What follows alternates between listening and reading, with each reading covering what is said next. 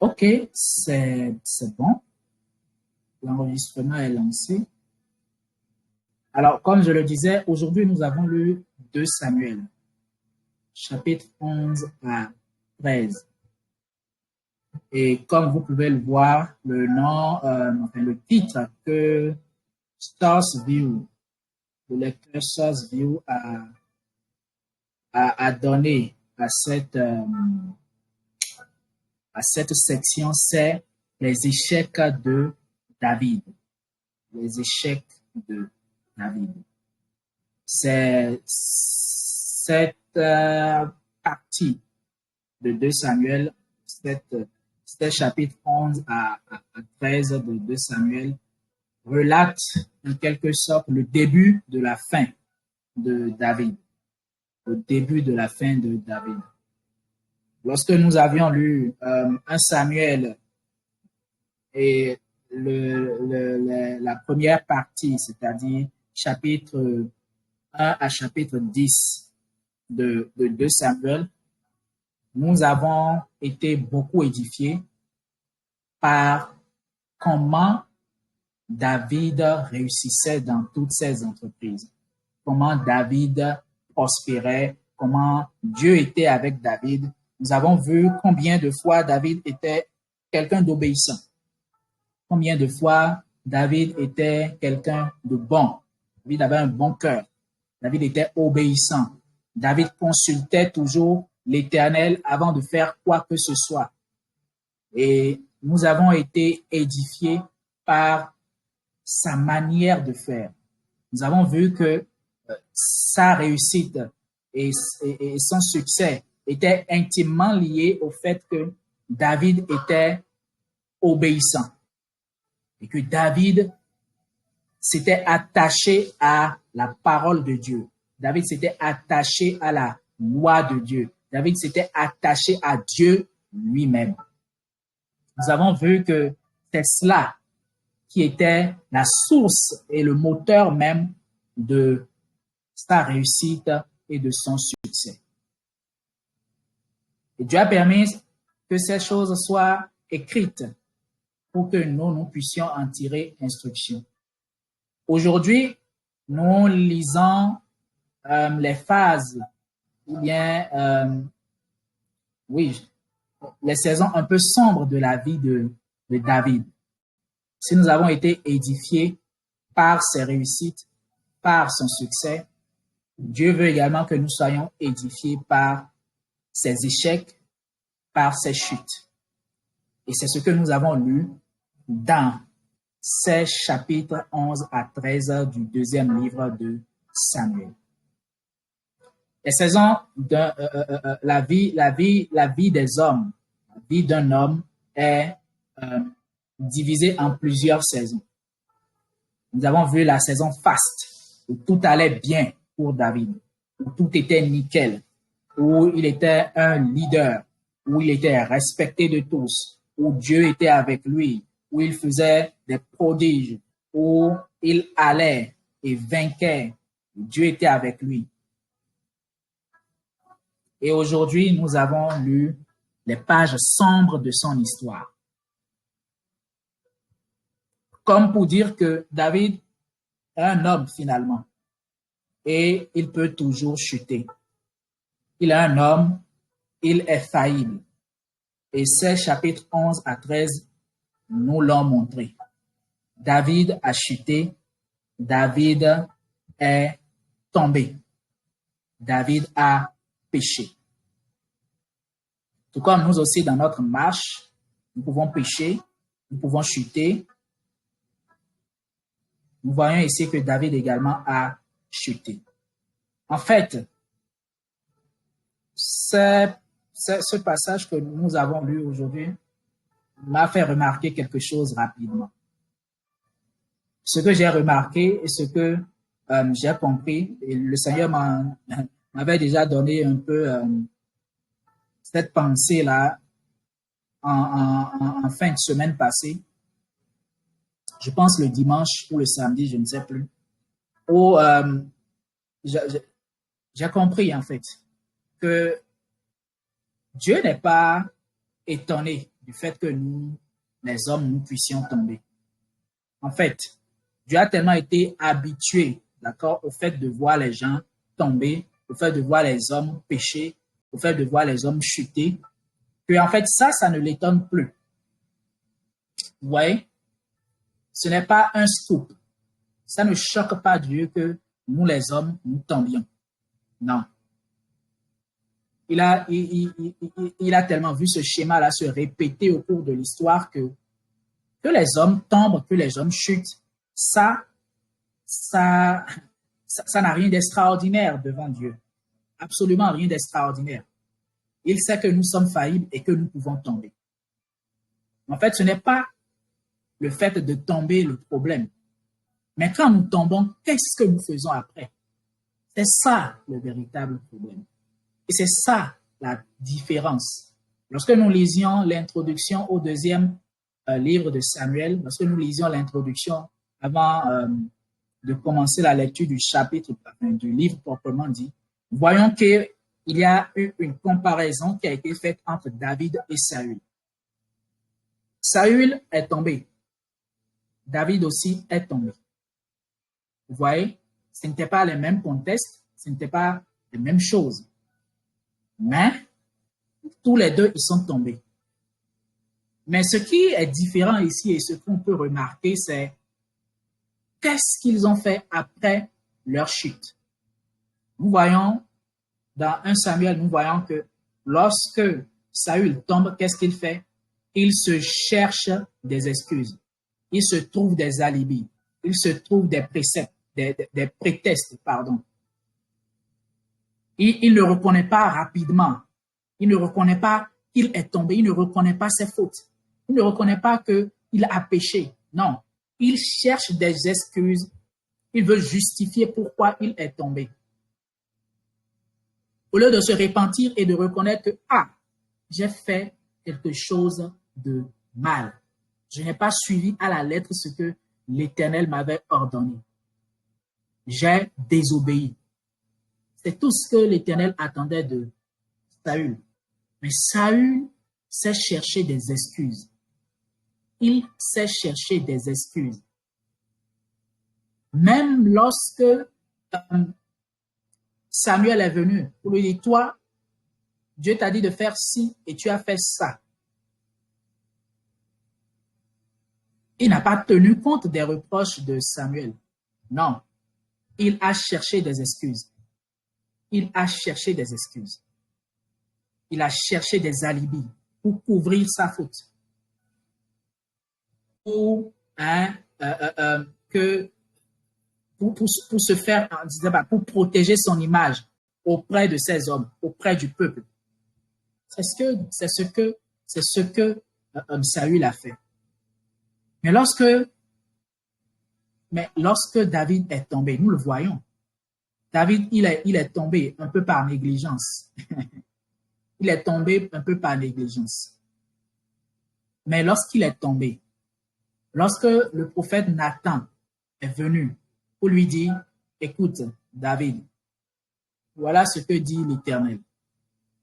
Voilà ce que tu as fait. Tu as péché. David a reconnu en même temps son tort. Verset 13 du chapitre 12. D'accord? David dit à Nathan, j'ai péché contre l'Éternel. J'ai péché contre l'Éternel. J'ai péché contre l'Éternel. David a reconnu sa faute. Il n'a pas cherché à voiler la chose. Il n'a pas cherché à se trouver des excuses. Non. Il a reconnu en même temps sa faute. Il a reconnu que merde, mince, comment j'ai pu faire quelque chose de pareil? Comment je suis tombé aussi bas? Il a reconnu qu'il a péché contre l'Éternel. Vous voyez? C'est là toute la différence. C'est là toute la différence. Dieu n'est pas étonné que nous tombions ou que nous fassions ce qui est mauvais. Il n'est pas étonné que nous puissions chuter.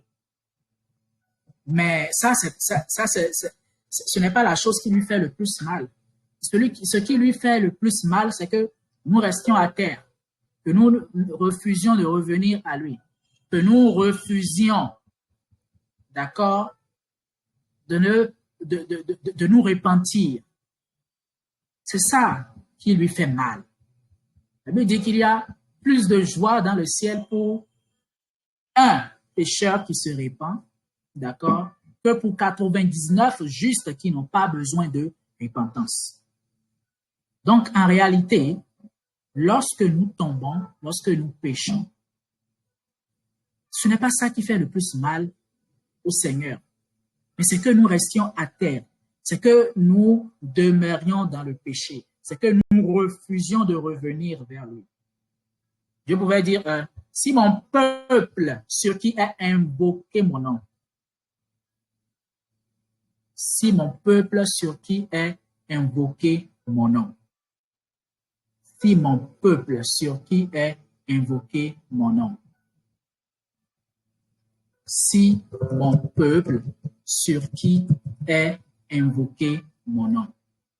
C'est ça. Si mon peuple sur qui est invoqué mon nom s'humilie, prie et cherche ma face et qu'il se détourne de ses mauvaises voies, je l'exaucerai des cieux. Je lui pardonnerai son péché et je guérirai son pays. Nous pouvons lire ça dans 2 Chroniques 7, le verset 14.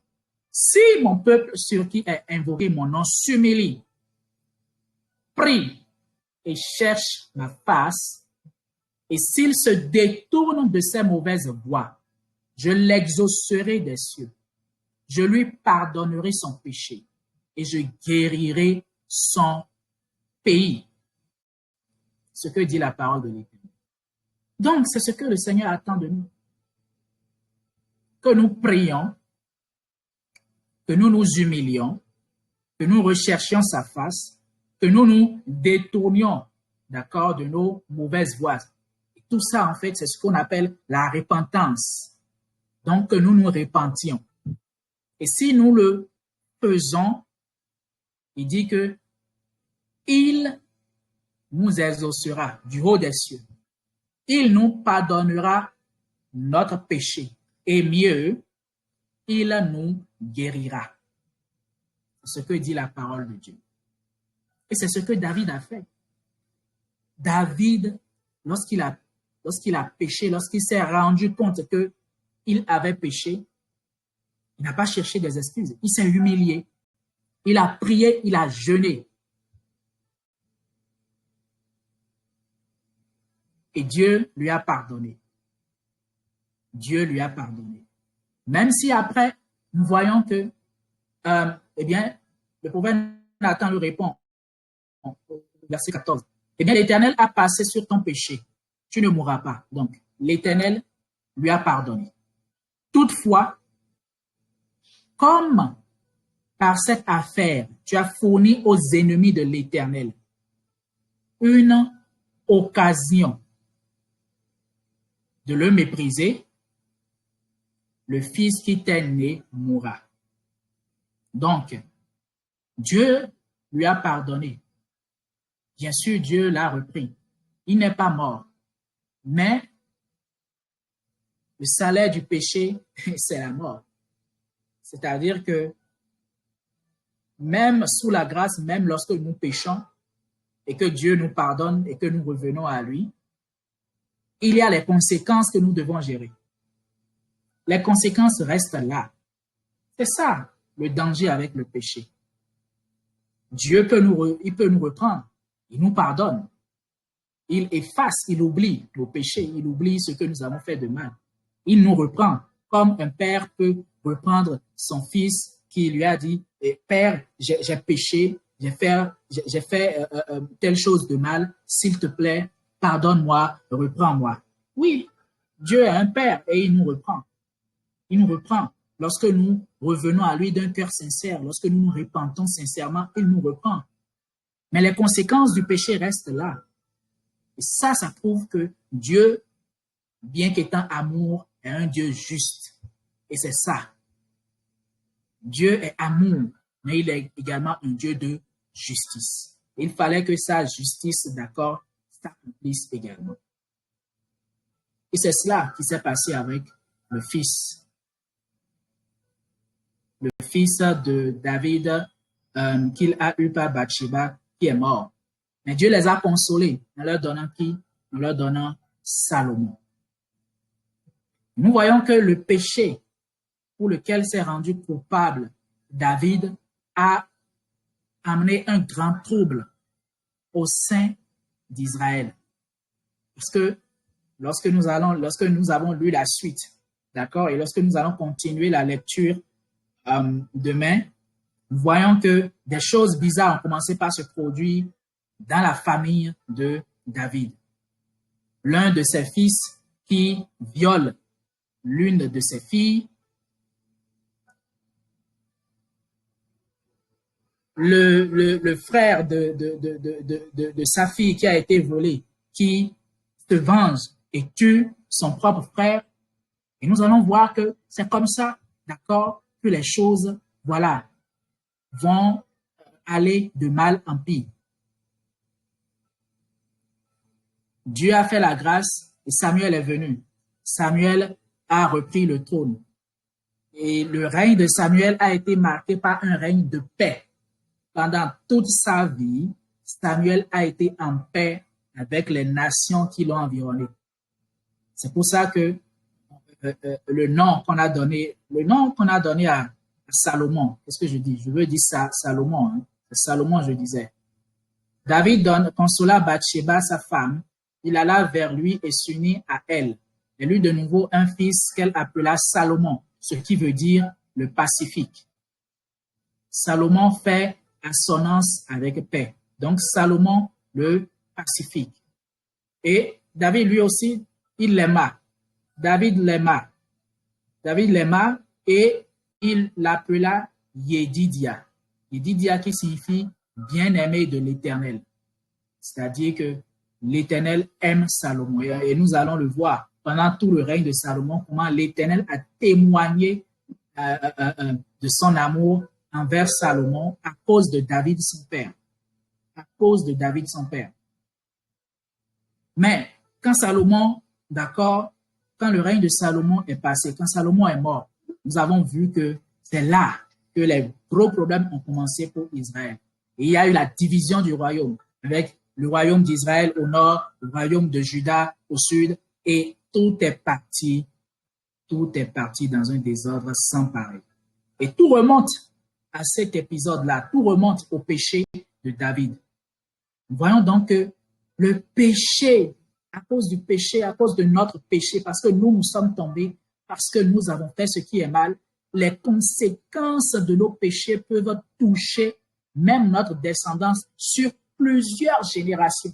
Regardez le nombre de rois qui se sont succédés en Israël, en Juda, et qui n'ont pas fait ce qui était droit aux yeux de l'Éternel, et qui n'ont pas fait les choses comme David le faisait pendant qu'il était roi d'Israël. Vous voyez, c'est comme ça que le trouble est venu dans le royaume d'Israël, à cause du péché de David. Donc, le péché peut entraîner beaucoup de choses dans notre propre vie. Et même si le Seigneur nous fait grâce, et nous ne connaissons pas ou nous ne subissons pas les conséquences du péché, ce péché-là peut avoir des répercussions sur la vie de notre progéniture, sur la vie des gens autour de nous, sur la vie de notre descendance. Nous devons vraiment faire attention au péché. Je voudrais, pour finir, que nous puissions revenir un peu aux conditions, aux choses, d'accord, au contexte dans lequel David est tombé. Donc, chapitre 11, on dit, au printemps suivant, à l'époque où les rois ont coutume de partir en guerre. À l'époque où les rois ont coutume de partir en guerre. Donc, ce sont les rois qui ont coutume de partir en guerre au printemps. C'est-à-dire, à cette époque-là, il y a une saison, d'accord, où les rois partent en guerre. Il faut comprendre ça. C'est maintenant, lorsque nous sommes en train de lire, que moi-même, je me rends compte de ce détail-là, en fait. C'est-à-dire que les rois ont coutume de partir en guerre à cette période-là. OK? Mais David, curieusement, il n'est pas allé en guerre. On dit que David envoya Joab et ses officiers en campagne, à la tête de toute l'armée d'Israël. Alors que David lui-même devait être à la tête de l'armée d'Israël, d'accord, et partir en guerre, comme il était de coutume pour les rois d'aller en guerre à cette période du printemps, David n'est pas allé en guerre. Il envoya plutôt Joab et ses officiers à la tête de toute l'armée d'Israël. Et on dit que David était resté à Jérusalem. Donc, au lieu d'aller en guerre comme il est de coutume, David est resté à Jérusalem. Le verset 2. Or, vers le soir, après avoir fait la sieste, David se leva. Donc, David est resté à Jérusalem. Et on dit vers le soir, après avoir fait la sieste. Donc, il est resté à Jérusalem comme le roi qu'il est, d'accord? Comme le roi qu'il est, il est resté à Jérusalem. Il a envoyé ses sujets à la guerre. Lui-même, il est resté à Jérusalem. Il a bien dormi. Et quand il a fini de dormir, il s'est réveillé. Et on dit que le roi se leva et se promena sur le toit, d'accord, en terrasse de son palais. Jusque là, tout va bien. On dit que de là, il aperçut une femme qui se baignait. De là, il aperçut une femme qui se baignait. Et on dit que cette femme était très belle. La femme était très belle. Et David fit demander qui était cette femme. On lui dit que c'était Bathsheba, l'épouse d'Uri, le Hittite. Uri, le Hittite, l'un de ses soldats. D'accord? Uri, le Hittite, l'un de ses soldats. Et qu'est-ce que David demande? Il dit, envoyez des messagers la chercher. Et on envoya des messagers chercher Bathsheba. Et on dit que Bathsheba venait de se purifier de ses règles.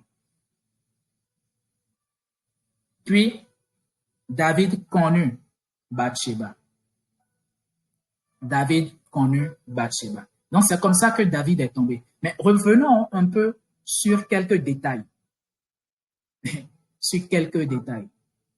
Voilà. Le premier détail, c'est que David n'était pas là où il devait être.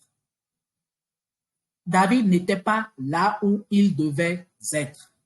Il devait être à la tête de son armée. Il devait être à la tête de son armée qu'il a envoyé combattre. Lui-même, il devait être sur le champ de bataille. Parce qu'à cette époque, ce sont les rois qui ont coutume d'aller en guerre. Mais lui, curieusement, il n'est pas allé en guerre. Donc, il devait être là. Il ne devait pas être en train de se promener sur la terrasse de son palais. Il devait être sur le champ de bataille, à la tête de l'armée d'Israël. Donc, lorsque nous ne sommes pas là où nous devons être, d'accord, lorsque nous sommes désœuvrés, parce que là, David, il est désœuvré. Il est désœuvré. Et il était seul. On dit que David est resté à Jérusalem. Il était seul. Il était seul dans son palais. Il était seul dans ses appartements. Et il observa, d'accord, il aperçut une femme qui se baignait. OK, d'accord. Il aperçut une femme qui se baignait. Là encore, ce n'est pas un problème. Mais, s'il en est venu à constater que la femme était très belle, c'est que David a certainement passé beaucoup de temps à observer la femme pendant qu'elle se baignait. Il a certainement pris du temps pour l'observer, mais le bon sens voudrait que lorsque je vois quelqu'un, d'accord, en train de se baigner, quelqu'un qui est nu, une femme qui plus est, ok, une femme qui n'est pas ma femme, en train de se baigner, le bon sens voudrait que je détourne le regard. Le bon sens voudrait que, voilà, je reparte dans mes appartements parce qu'il n'est pas convenable que je m'arrête et que j'observe attentivement cette femme-là qui est en train de se baigner, que je découvre et que je prenne du temps pour apprécier, d'accord, la nudité de cette femme. Mais qu'est-ce que David a fait? Il a tellement observé, il a perçu la femme et il a certainement pris du temps pour observer, d'accord, ce qu'il voyait. Et il se rendit compte que, mince, cette femme, elle est belle. Et c'est là qu'il demanda à ce que on appelle Bathsheba. Donc, David n'était pas là où il devait être. 2, il était désœuvré. 3, il était seul, dans une solitude. D'accord? Il était seul. Il n'y avait personne autour de lui. OK? 4, il s'est attardé. D'accord? Il a attardé ses yeux à regarder ce qu'il ne devait pas regarder. Donc, les sens. Ici, ce sont les yeux. Les sens. Il a attardé. Il s'est attardé à regarder ce qu'il ne devrait pas regarder. Résultat, qu'est-ce qui s'est passé? Il est tombé. C'est comme ça que le péché a été conçu dans son cœur. C'est comme ça que, voilà, même s'il n'avait pas encore couché avec David, il est tombé. Même s'il n'avait pas encore, connu Bathsheba, même s'il n'avait pas encore couché avec Bathsheba, il était déjà tombé. Parce que Jésus pouvait le dire.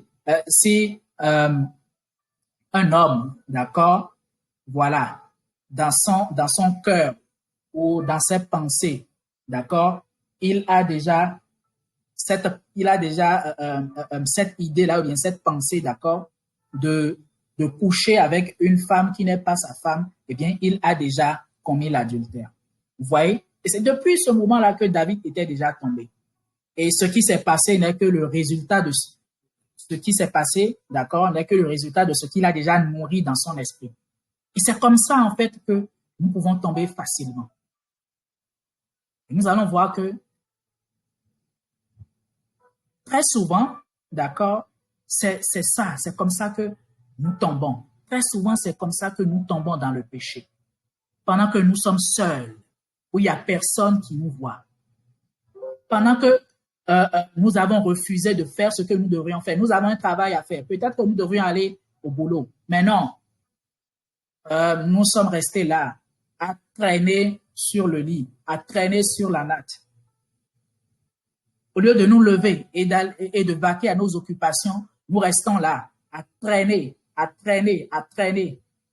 que nous sommes désœuvrés, parce que nous avons refusé de faire ce que nous devrions faire. Et alors, c'est comme ça que les choses commencent d'accord par se passer dans notre tête. Nous commençons par avoir des pensées impures. Nous commençons par réfléchir à certaines choses. Et nous pouvons réfléchir à certaines choses. Mais lorsque nous passons notre temps à mûrir ces choses-là, lorsque nous méditons ces choses-là, lorsque nous passons du temps d'accord à entretenir ces pensées-là, ça va inévitablement déboucher, d'accord, sur le péché. Et nous voyons ici que David a vu. Donc, ici, il est question des sens. Ce que nous regardons peut nous amener à pécher. Ce que nous touchons peut nous amener à pécher. Ce que nous entendons peut nous amener à pécher. Ce que nous sentons même peut nous amener à pécher. Nos sens sont des portes ouvertes sur notre âme. Les sens sont des reflets de l'âme, en fait. Et lorsque nous n'apprenons pas à discipliner nos sens, lorsque nous-mêmes nous prenons du temps, lorsque nous-mêmes nous prenons du temps pour nourrir nos sens, pour que, voilà, ils puissent être nourris par ce qui les excite, nous allons tomber dans le péché. C'est comme ça. Je ne me souviens plus trop de la référence, mais je pense que nous l'avions lu dans Job, si je ne me trompe pas. Hein. Si je ne me trompe pas. Où Job disait qu'il disciplinait ses yeux. Je ne me souviens plus très bien de...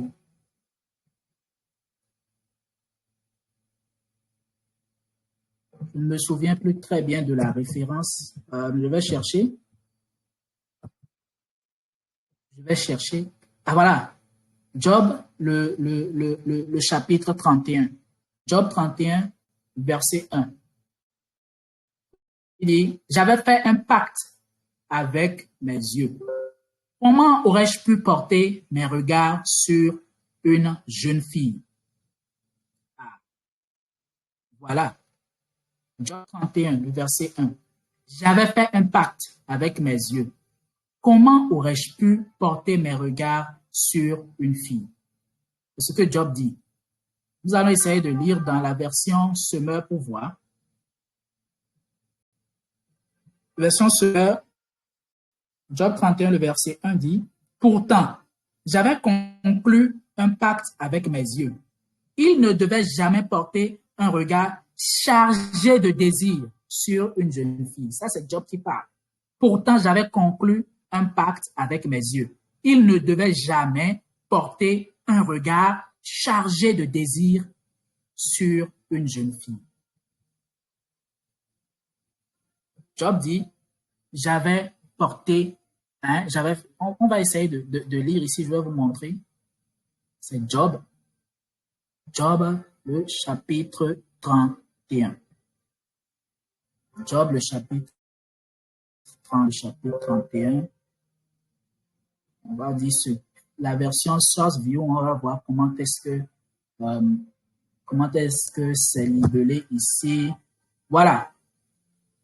Pourtant, j'avais conclu un pacte avec mes yeux. C'est ça.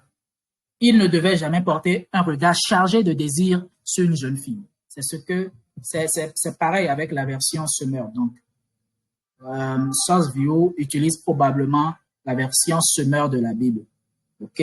Donc, pourtant, j'avais conclu un pacte avec mes yeux. Il ne devait jamais porter un regard chargé de désir sur une jeune fille. C'est ça. Il dit, j'ai conclu un pacte avec mes yeux. Ils ne doivent jamais porter un regard chargé de désir sur une jeune fille. C'est ce que Job avait fait. Et c'est ce que nous devrons également faire. Nous devons conclure des pactes avec nos sens. Nous devons être résolus. Nous devons tenir ferme pour ne pas tomber par négligence dans certains péchés, ne pas tomber par négligence dans certaines choses. Nous devons être résolus nous-mêmes. D'accord? Et savoir ce qui peut nous faire tomber, savoir quelles sont nos faiblesses pour pouvoir véritablement ne pas tomber dans certaines choses. Nous devons être disciplinés. David a manqué de discipline ici. Il a été négligent. Il a porté un regard chargé de désir. Un regard chargé de désir, d'accord, sur Bathsheba qui n'était pas sa femme. Et si encore c'était arrêté là, non. David, pour cacher ce qu'il a fait, et c'est comme ça avec le péché. Lorsque nous péchons une fois, voilà, nous péchons encore une seconde fois pour essayer de cacher le premier péché. C'est ce qui s'est passé avec David aussi. Il a péché. La conséquence, c'est que Bathsheba est tombée enceinte. Ah, Bathsheba qui n'est pas ma femme est tombée enceinte. Bathsheba qui est la femme d'un de mes soldats est tombée enceinte. Comment je vais gérer ça? Qu'est-ce que David a fait? Il a juste, premièrement, il a voulu qu'on rappelle Uri, pour que Uri rentre chez lui et couche avec sa femme. Là, lorsque l'enfant va naître, eh bien, Uri a couché avec sa femme dans la même période. On ne pourra pas accuser le roi d'avoir fait quoi que ce soit. Il saura que lui et Bathsheba sauront que l'enfant là est de lui. Mais Uri ne le saura jamais Parce que dans la même période, lui aussi, il a couché avec sa femme. Mais Dieu a fait que les choses ne se passent pas comme ça. Et Uri n'est pas rentré chez lui. David a tout fait. Il a même enivré. Mais rien. Uri n'est pas rentré chez lui. C'est Dieu qui qui avait sa main dans cette histoire. Finalement, David a fait le pire. Il a envoyé Uri à la tête de l'armée. Il a mis en première ligne sur le champ de bataille et Uri est mort. Bon, Uri est mort. Je peux maintenant prendre sa femme. Pendant qu'il est vivant, je ne pouvais pas le faire parce que le peuple ne peut pas accepter que je fasse quelque chose de pareil. Ce serait me rendre odieux aux yeux du peuple. Mais puisqu'il est mort maintenant, je peux prendre sa femme, puisqu'elle est veuve et que je suis le roi. Je peux décider de prendre la femme de mon soldat qui est mort sur le champ de bataille. Mais Dieu n'a pas voulu que les choses se passent ainsi. Dieu a révélé le péché de David. Dieu a fait en sorte que ça ne reste pas d'accord, que ça ne soit pas couvert, que ça ne reste pas en sourdine, comme David avait prévu que ce le soit. Dieu a tout révélé. C'est comme ça. Lorsque nous entretenons des péchés dans nos vies, lorsque nous camouflons des choses dans nos vies, nous devons nous rappeler que Dieu a la capacité de révéler ce que nous faisons en cachette. Si les hommes ne nous voient pas, lui, il nous voit. Et il peut nous dévoiler à n'importe quel moment. C'est la manière dont il va le faire que nous n'allons pas aimer.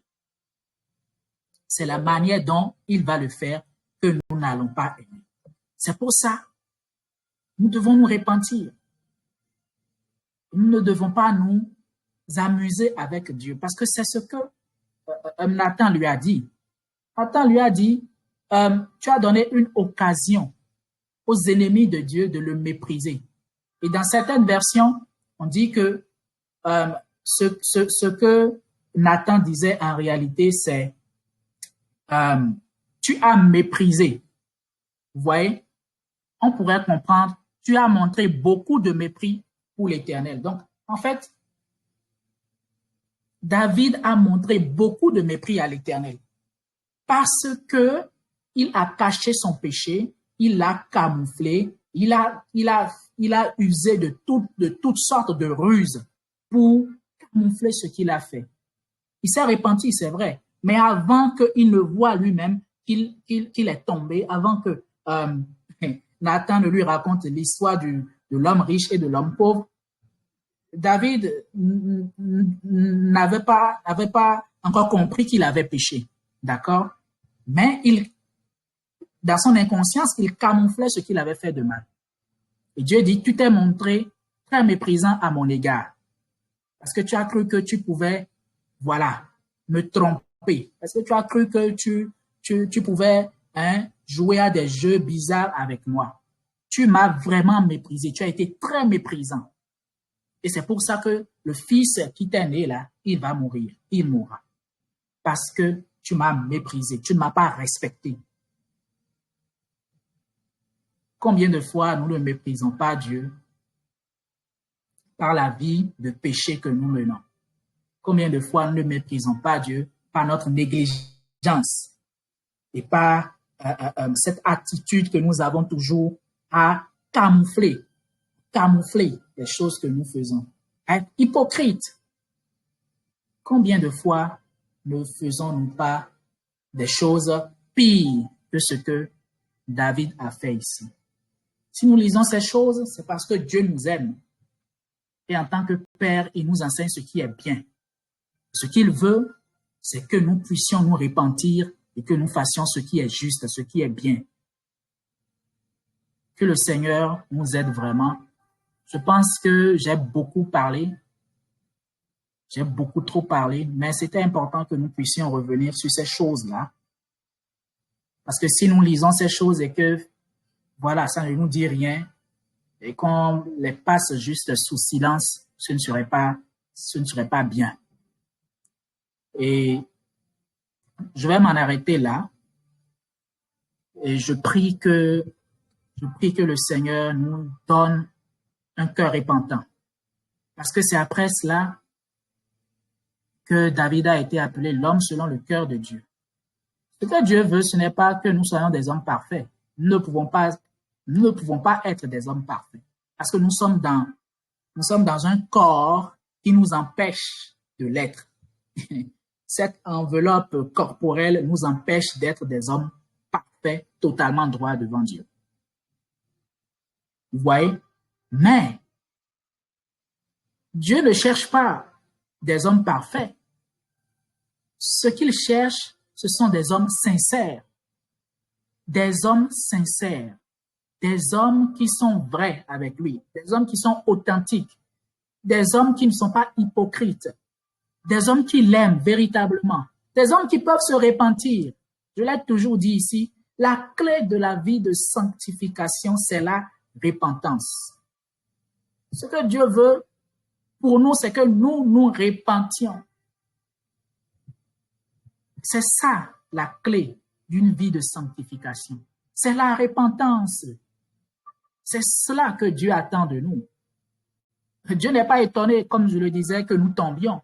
Et ça ne l'étonne pas. Ça, c'est un schéma qui s'est répété plusieurs fois. Depuis le jardin jusqu'à nos jours, ce schéma-là se répète. Des hommes tombent tous les jours. Nous tombons tous les jours. Nous péchons tous les jours.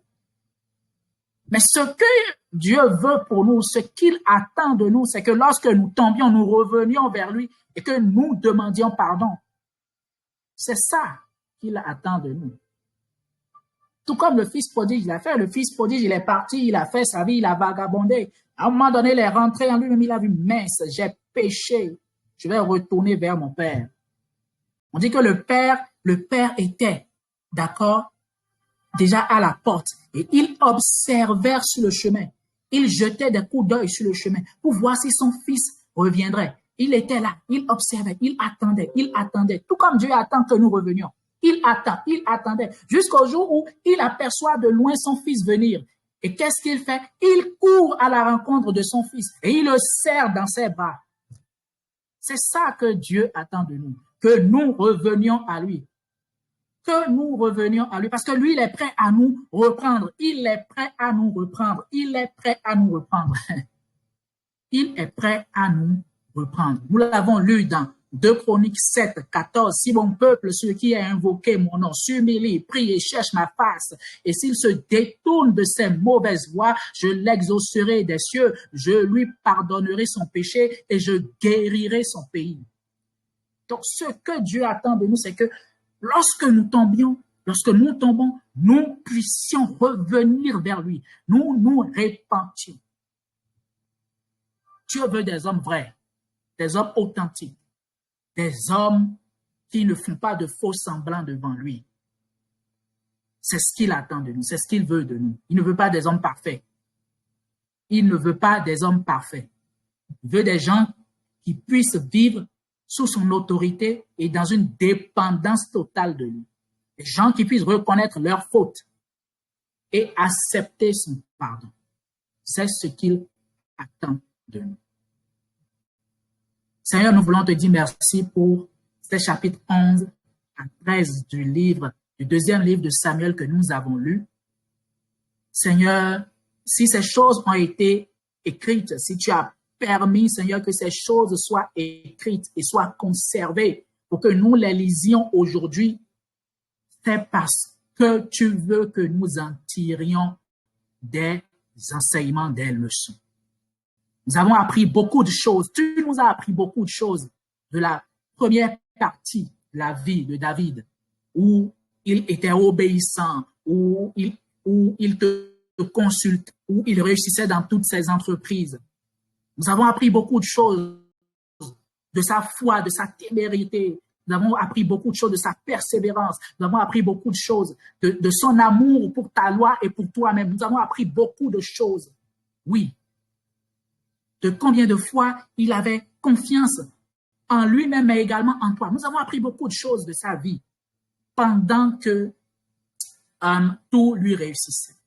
Et aujourd'hui, Seigneur, tu nous fais découvrir des pages sombres, les pages sombres de son histoire. Comme pour dire que, oui, la vie d'un homme est faite de saisons. Il y aura des saisons fleurissantes, il y aura des saisons où tout va bien. Il y aura également des saisons où les choses iront moins bien, où nous tomberons, où nous chuterons. Mais tu nous as également montré, Seigneur, que pendant cette période, tu es avec nous, tu ne nous délaisses pas. Et tout ce que tu attends de nous, c'est que nous puissions revenir à toi. Seigneur, je prie afin que tu nous aides à toujours revenir à toi lorsque nous tombons. Quel que soit le nombre de fois, Seigneur, où nous tombons, donne-nous toujours la force de nous relever. Je prie, Seigneur éternel Dieu, Père trois fois saint, que comme tu l'as dit dans ta parole, tu as dit, si nous nous repentons, si nous revenons, tu nous pardonneras et tu nous guériras. Je prie, Seigneur Jésus, que tu nous guérisses. Tu nous guérisses de toutes sortes de maladies. Tu nous guérisses de toutes sortes d'addictions. Tu nous guérisses de toutes ces choses, oui, qui nous font tomber jour après jour. Tu nous guérisses de toutes ces choses qui nous empêchent de vivre une vie de sanctification, de mener une vie de sanctification. Toutes ces choses qui viennent nous troubler l'esprit, toutes ces choses qui nous empêchent d'être tous les jours connectés à toi, mais qui viennent parasiter notre relation avec toi. Nous prions, Seigneur, toi qui délivres, toi qui guéris, viens nous guérir au nom de Jésus. Je prie, Seigneur éternel Dieu, Père trois fois saint, oui, que tu nous donnes d'être des enfants disciplinés, des enfants qui acceptent la correction de leur père. Saül n'a pas voulu être corrigé par toi. Saül s'est trouvé trop grand pour que Samuel vienne lui dire, tu as mal fait. Revois ton comportement, revois-toi. Il a voulu camoufler les choses. Seigneur, nous ne voulons pas camoufler, nous ne voulons pas vivre une vie hypocrite. Nous ne voulons pas nous chercher des alibis, des excuses, des prétextes pour ne pas revenir à toi. Nous ne voulons pas, Seigneur Jésus, oui, essayer de voiler les choses à la vue des hommes. Seigneur, donne-nous d'être sincères, authentiques, vrais avec toi et avec nos frères. Je prie, Éternel, oui, si parmi nous, il y en a, Seigneur, qui manquent de discipline, je prie, Papa, que tu nous donnes, oui, tu nous donnes la capacité éternelle de discipliner nos yeux. Oui, Job pouvait dire, j'ai fait un pacte avec mes yeux pour que il ne s'attarde pas, et qu'il désire la jeune fille. Seigneur, je prie que tu nous aides à casser des pactes avec nos yeux, avec nos sens, avec nos mains, avec nos oreilles, nos nez, nos narines, avec nos sens. Je prie que tu nous donnes cette capacité-là, hein, et cette résolution-là ferme. Daniel pouvait dire, dans Daniel 1:8, on dit que Daniel résolut dans son cœur, il résolut de ne point se souiller avec les mets du roi. Seigneur, donne-nous, Seigneur, d'être des personnes résolues dans notre cœur, d'être des personnes résolues et qui décident et qui véritablement, par ta grâce, parce que nous savons que nous n'avons pas cette capacité nous-mêmes intrinsèque, cette capacité par nous-mêmes de tenir ferme. Et nous prions par ta grâce et nous demandons la force du Saint-Esprit pour pouvoir véritablement tenir ferme dans nos résolutions, pour véritablement, Seigneur, discipliner nos yeux, discipliner nos mains, discipliner nos oreilles. Donne-nous, oui, d'être des personnes diligentes qui voient le mal de loin et qui fuient. Et comme tu peux le dire, devant le péché, nous devons fuir. Nous ne voulons pas flirter avec le péché. Nous ne voulons pas nous amuser avec le péché. Seigneur, oui, permets-nous d'être des personnes qui ont quelque chose à faire. Parce que nous l'avons vu, nous l'avons constaté. C'est parce que David n'avait rien à faire. Il se promenait sur le balcon de son palais, alors qu'il devait être, comme il était de coutume à cette époque de l'année, d'être à la tête de son armée sur le champ de bataille. David était à la maison, il était dans son palais, il était désœuvré. Seigneur, s'il y en a parmi nous qui, parce qu'ils sont désœuvrés, vivent une vie de péché, parce qu'ils sont désœuvrés, parce qu'ils n'ont rien à faire, parce que ils sont dans une période de leur vie où ils n'ont véritablement rien à faire, où ils sont oisifs. Seigneur, donne-leur, Seigneur Jésus, quelque chose à faire. Ne permets pas qu'ils soient tellement désœuvrés jusqu'à, Seigneur, s'engouffrer dans le péché. Seigneur, merci pour toutes ces choses que nous avons lues. Comme tu as dit dans ta parole que tu nous guérirais, je prie que tu nous guérisses et que tu nous restaures et que tu nous consoles, tout comme tu as consolé David de la mort de son fils en donnant Salomon. Console-nous, Seigneur Jésus. Alors que nous prenons la décision de revenir à toi, alors que nous prenons la décision de vivre une vie qui t'est agréable, alors que nous prenons la décision, Seigneur, de nous discipliner et d'être résolus dans tout ce que nous faisons, Seigneur, guéris-nous, guéris-nous, guéris-nous. Merci, éternel Dieu, pour ces choses que nous avons lues. Merci pour la façon, Seigneur, dont tu nous as conduits. Merci pour ton esprit qui est à l'œuvre. Que toute la gloire te soit rendue. Au nom de Jésus-Christ, nous avons prié. Amen. Eh bien, nous voilà à la fin de cette séance. Elle a duré plus longtemps que prévu, mais je pense que c'était important que nous puissions discuter de ces choses. Je sais que quelqu'un lira peut-être ou écoutera cet enregistrement plus tard. Je vais sans doute le poster également sur ma chaîne YouTube. Je sais que c'est quelqu'un, l'un de ces jours, je ne sais pas quand, suivra cette vidéo et tirera beaucoup de leçons, sera édifié. Je suis sûr que l'Éternel fera quelque chose dans la vie. Il fait déjà des choses merveilleuses dans nos vies, dans ma propre vie, et je sais également dans votre vie. Et je sais que quelqu'un lira ou quelqu'un regardera cet extrait ou cet épisode du Bible Aloud Challenge et sera édifié. Nous allons nous arrêter là pour aujourd'hui. Que le Seigneur continue de nous parler, qu'il continue de nous édifier, que sa grâce nous accompagne et nous donne la force de faire sa volonté, ce qui est bon, ce qui est agréable, ce qui est parfait. Nous voilà à la fin donc de cette séance. On va se dire à demain. Si le Seigneur ne revenait pas, on se retrouve encore ici demain à 13h pour continuer notre lecture. Que le Seigneur soit avec vous. On se dit à demain.